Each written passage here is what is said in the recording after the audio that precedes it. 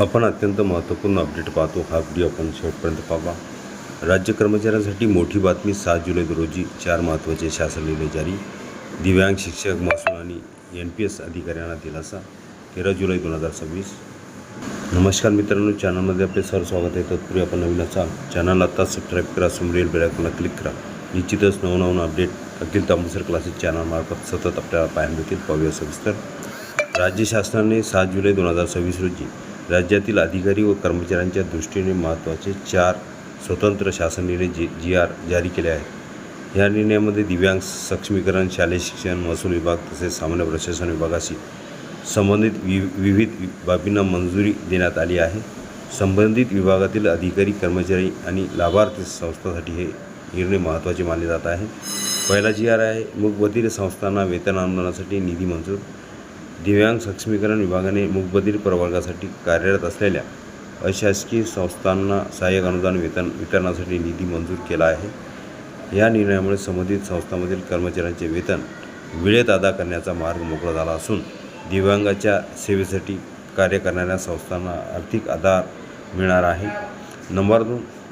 Covid काळात मृत्यू झालेल्या कर्मचाऱ्यांच्या कुटुंबियांना विमा सहाय्य. शालेय शिक्षण क्रीडा विभागाने कोविड-19 संबंधित शासकीय कर्तव्य बजावताना कोरोनाचा संसर्ग होऊन मृत्यू झालेल्या कर्मचाऱ्यांच्या कुटुंबियांना विमा कवच व सानुग्रह सहाय्य मंजूर करण्याचा निर्णय शासन जारी केला आहे. या निर्णयामुळे पात्र कुटुंबांना आर्थिक मदत मिळण्याचा मार्ग खुला झाला आहे.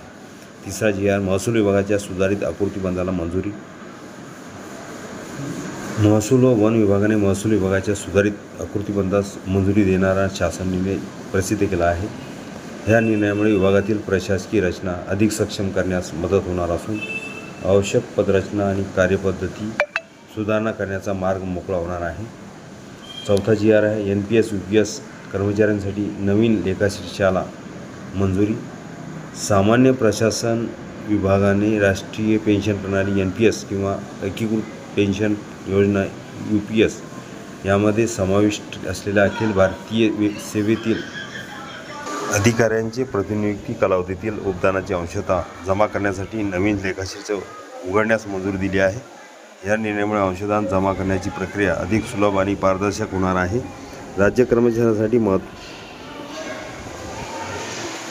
महत्त्वाचे अपडेट.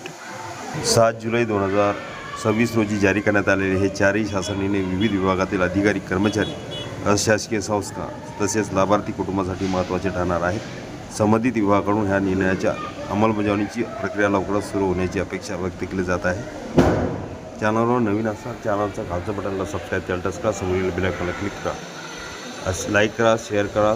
असेच नवनवीन अपडेट आपल्यापर्यंत सहज पोहोचतील.